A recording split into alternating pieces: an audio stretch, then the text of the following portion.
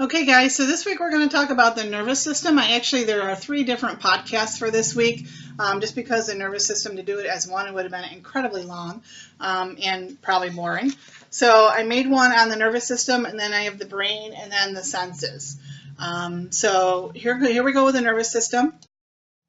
It's made up of the brain, the spinal cord, the spinal cord, and then the nerves, all the nerves of the body. You remember from learning the body systems that the nervous system's primary functions are control, regulation, and coordination of other systems, sensation, and memory. Nothing really major, just everything that happens in your body. There's billions of nerves or nerve cells throughout the body that receive signals, send signals to the brain. The brain then interprets that information and sends back signals telling the body how it should react. You have nerves all over your body. They basically control how your body reacts to stimuli. When you touch something hot, nerves send a signal to your brain that then tells the nerves to make the muscles contract and pull your hand away from that hot object. Your nervous system also receives and responds to information from inside your body and regulates all the functions of your body to maintain homeostasis. You remember we talked about homeostasis way back the very first week. So the brain and spinal cord make up the central nervous system, and all of the nerves throughout the body make up the peripheral nervous system. The divisions of the nervous system, the brain, of course, there's different categories. First we have the brain, the central nervous system, that's the brain and the spinal cord.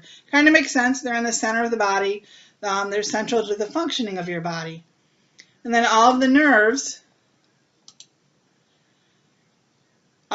throughout your body make up the peripheral nervous system.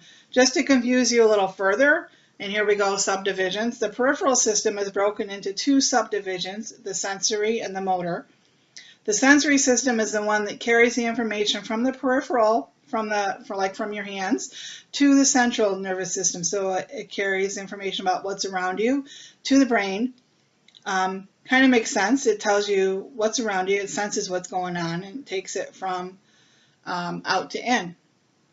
And then the motor division, that's the one that takes the information back from the brain to the periphery to tell your body how to react. And that kind of makes sense too. And again, here we go, more subdivisions. The motor division has 2 subdivisions, the somatic and autonomic. I always remember the autonomic is the one that controls all those automatic things like your heart rate, your blood pressure, things you really can't consciously control. And then the somatic controls the voluntary things like moving your arms or legs, things you do have some control over. The autonomic division, again, and this is the last subdivision for this time anyway, is then broken down into sympathetic and parasympathetic divisions. The sympathetic system, that acts to speed things up, like your heart rate and your breathing. That's where you've heard of the fight or flight response. It gets your body ready for action. It gets things going. The parasympathetic, then on the other hand, works to calm things down. It's also known as the rest and digest response. In your textbook on page 193, there's a nice table that kind of spells out the effects of those 2 systems. Be sure and take a look at that. The neuron, that's the nerve cell itself. That's the functional unit of the nervous system. This is the one that does all the work. It's a highly specialized cell. It receives and transmits all of the impulses that control your body and how it functions. There's 3 parts to it. First is the dendrite, that's this part right here. That's the part that brings the impulse to the cell body. Some neurons have only one dendrite, others have several. The cell body, that's this part right here. That's obviously the body of the cell. That's where the nucleus and all the organelles are found. And then the axon, that's this here, carries the impulse away from the cell body. Neurons have only one axon, but the length of that axon is going to differ between neurons, and it can be as long as 3 meters. 3 feet, 1 meter. Sorry. Also around all the neurons are cells called glia or neuroglia. These are cells, they don't transmit any signals, but they do have other functions. And there's, of course, different types of these too. There's basically 5 types of them. 4 of them are in the central nervous system, and 1 is in the peripheral nervous system. In the central nervous system, 1 type is the astrocyte. That's this one right here. It's called it because they think it kind of looks like a star with all its little thread-like extensions that it's got. These extensions attach to the neuron and to the small blood vessels to hold them close together. They're found throughout the brain and the brain tissue. They act to nourish the neurons, and they help to form the blood-brain barrier that we're going to talk about shortly. Another type of glial cell is the oligodendrite or dendrocyte. That's like this one right here. These help to hold nerve fibers together in the central nervous system. These are what form the myelin sheath in the brain and the spinal cord, which helps to speed up the transmission of signals. We're going to talk about that shortly. Then we have the microglia. That's this one right here. That's brown, this darker brown one back here. These are cells. These are the cleaners. These clean up. They engulf microorganisms and cellular debris using phagocytosis, which means they envelop it and then destroy it. And last one in the central nervous system is the ependymal cells. These line the spinal cord and brain cavities. Some of them secrete cerebrospinal fluid, and others have cilia that help to circulate fluid. I don't think there's a picture of that on here. You can see the two neurons here. You can see this oligodendrite is kind of keeping the two neurons together. In the peripheral nervous system, Schwann cells are the glial cells. They also form a myelin sheath, but they're only in the peripheral nervous system, whereas the oligodendrocytes form the myelin sheath in the central nervous system. Schwann cells form the sheath by entirely wrapping around one axon, whereas the oligodendrocytes will wrap around several of them. So we're going to talk about impulse conduction. This is a little tough, but try to follow along with me. There is in your text on pages 166 and 167 pictures that illustrate it differently than how I've got it here. I searched online for different pictures, so if the ones in the book don't make sense to you, maybe these ones will. The first step of impulse conduction is resting potential. The neuron is not conducting a signal. It hasn't received a signal to conduct. So it's just kind of hanging out there. The inside of the cell has a lot of potassium ions. You can see those right here. All these Ks are potassium. And then outside the cell is a lot of sodium ions out here. You can see they're all over. There's more outside than there are inside. This is what gives it the potential to react to a stimulus. They do kind of leak back and forth or trickle back and forth because this membrane, remember this membrane is semi-permeable, but then the sodium-potassium pump works to get them back where they should be. So if this potassium kind of trickled out here, the sodium-potassium pump would push it right back in. Inside the cell, there's also some other ions, mostly negatively charged proteins and nucleic acids. That's how the cell's interior gets its overall negative charge, and the outside has a slightly positive charge. This makes the membrane polarized. If you think polarized plugs in your house, polarized outlet, one of the slots is bigger than the other one for the cord, for the plug to go into. That's how I remember this, is the charge is uneven. Inside is going to be more negative than outside. So the cell is just hanging out. It's not really doing anything. Some sodium, potassium are trickling back and forth, sent right back by that sodium-potassium pump. The second step is depolarization. This is when a stimulus comes along, and it can be any kind of stimulus, heat, pressure, chemical, anything. That opens up these channels here in the membrane. So sodium can come flooding in, and then the inside of the cell changes from negative to positive because now it's suddenly got all of these positives inside here with these other positives and then a few of the negatives. This change is known as depolarization. The sodium does not get pumped back out because there's a stimulus that opened those channels to allow it to rush in. The next step is called action potential. If that depolarization is strong enough, then even more sodium channels open along that axon, and that allows more sodium to rush into the cell. This action potential continues down the length of the axon. And then repolarization, this influx of sodium triggers the opening of other channels so that now the potassium can leave the cell. When that happens, the sodium channels close. So there's two kinds of channels, obviously, in this membrane. The sodium ones that let the sodium in, and then when that gets strong enough, the potassium one opens, lets the potassium out, the sodium one closes to keep the sodium in. This causes the membrane to repolarize. So now there's, again, an uneven charge because sodium and potassium are both positive. Remember, there's other negative things inside that cell. But now, of course, sodium and potassium are flipped. Remember when we started, there was more sodium outside than inside, and more potassium inside than outside. Now that's the other way around. There's still an uneven charge, but the potassium and sodium have kind of switched places. That brings us to the refractory period. Now the membrane is polarized, but sodium and potassium aren't on the right way. So this is where the sodium-potassium pump comes in again, and that works to switch them back around. And this cell, this nerve cell, cannot transmit any more impulses until things get back to the way they were to start with. This is called the refractory period, where it can't do anything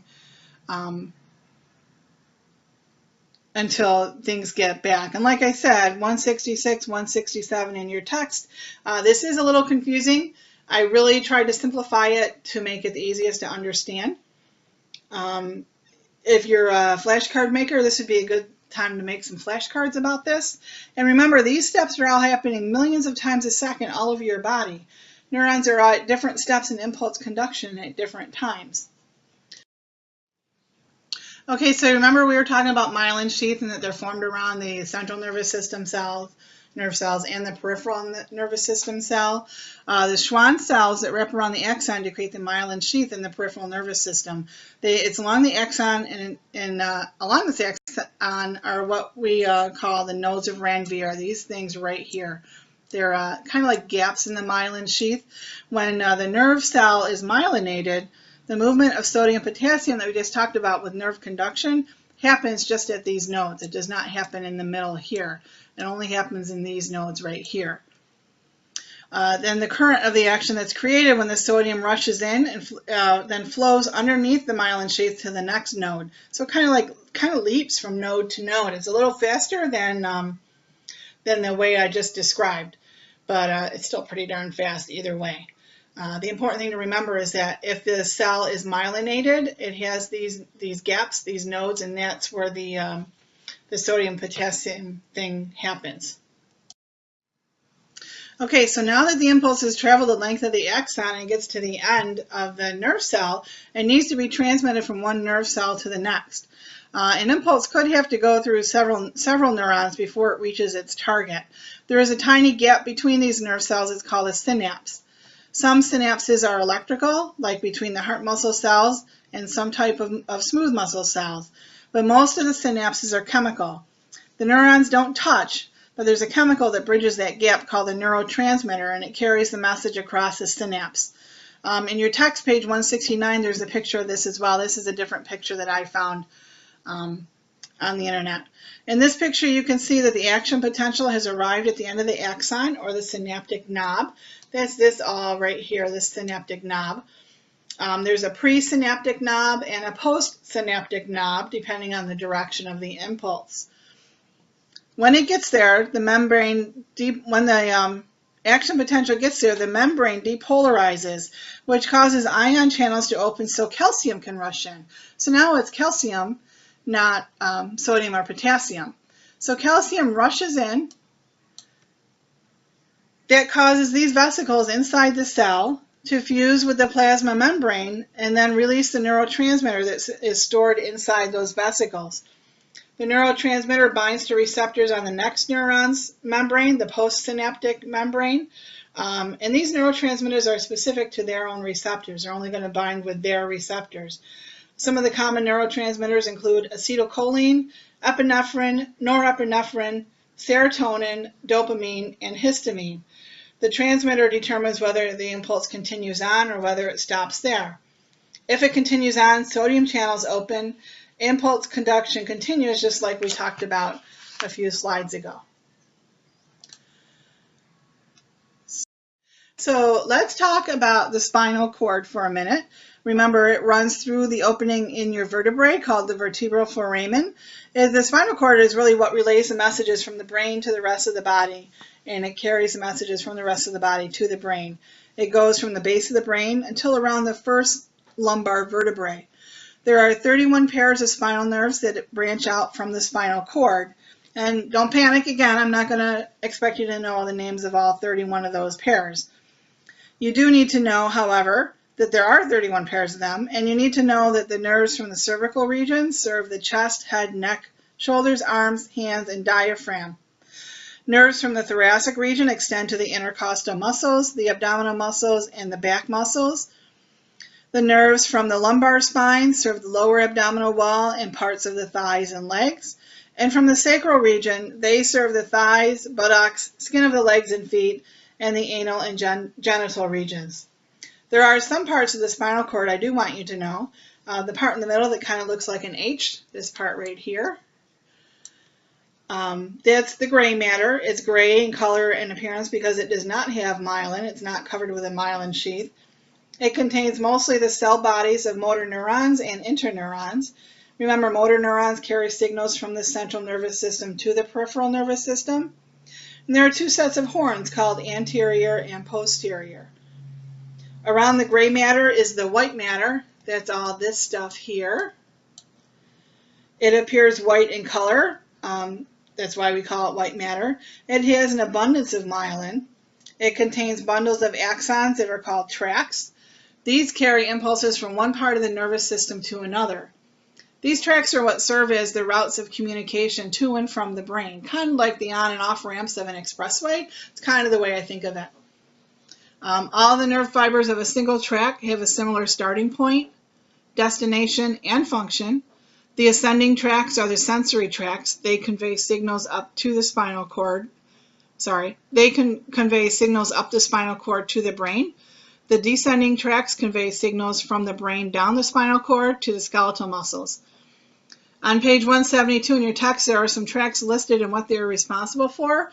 Again, don't panic. I'm not going to expect you to know those. Just know that ascending tracts are the sensory ones and descending tracts are the motor ones.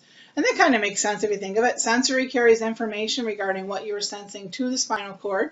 So ascending to the spinal cord and up to your brain.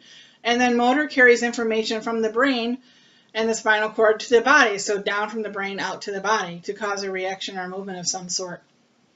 Between the outer covering of the spinal cord and the vertebrae is a tiny space called the epidural space. You're not going to see it on this picture because it's not showing the vertebrae that's around the spinal cord. This contains a cushioning layer of fat as well as blood vessels and connective tissue. Right in the middle is a tiny little opening called the central canal. That would be like right about in here. This carries cerebrospinal fluid through the spinal cord. The spinal nerves travel through gaps between the vertebrae, and these gaps are made by the intervertebral discs. Remember, we learned about those with the skeletal system. And they attach to the spinal cord by two roots, the dorsal and the ventral. The dorsal, or the posterior root, the one in the back, contains fibers that carry sensory information into the spinal cord. Fibers in the ventral, or the anterior root, exit from the ventral horn to carry motor information out of the spinal cord. The spinal cord is protected by the fatty layer in the epidural space, and also by 3 layers of meninges. And we're going to hear about these when we talk about the brain as well. From the inside out, those meninges are the pia mater, the arachnoid mater, and the dura mater. What we're going to talk about is reflexes. In the lab, we're going to be testing each other's reflexes. I have a reflex hammer, so you're going to be able to bang on each other's knees. Carefully and gently, please. Reflexes are quick, involuntary responses to a stimulus. They're usually predictable, and because they're involuntary, you can't control when they happen. The signal travels by way of a reflex arc that bypasses the regions of the brain where conscious decisions are made. The signal gets to your spinal cord through the sensory fibers and then turns right around and is sent back through the motor fiber to the affected body part for a reaction. If you think about it, reflexes, they happen before you're even aware that they are. Kind of like when bang on your knee, you're going to kick the doctor in the chin. Of course, there are different kinds of reflexes. Why would we make it simple, right? There are some reflexes called autonomic or visceral. These are the ones that involve secretion from glands or the contraction of smooth muscle, like at the pupil of your eye. It's kind of a reflex. When light shines in your eye, your pupil is going to get smaller. And then there's the somatic reflexes. These involve the movement of skeletal muscles after they're stimulated by a somatic motor neuron. These are usually the ones that help you protect yourself or protect your body from harm, like pulling your hand away from a hot stove. Other ones help you maintain your posture. And then there's some that are tested during physical exam and can help identify certain diseases, kind of like the patellar reflex, the one in this picture where the doctor's banging on the guy's knee. Quick review, what have we learned? We've talked about a lot with this podcast. I'm sorry it's so long. But we learned about the central nervous system, the peripheral nervous system, and all the divisions and subdivisions of that, the sensory and the motor. Then the motor divides into the somatic and autonomic. Then the autonomic divides into sympathetic and parasympathetic. We learned about the neuron and the 3 parts of the neuron. We learned about the neuroglial cells, impulse conduction, the synapses, the spinal cord, and lastly, reflexes. I know it's a lot. I hope you took good notes. And that's it for this one.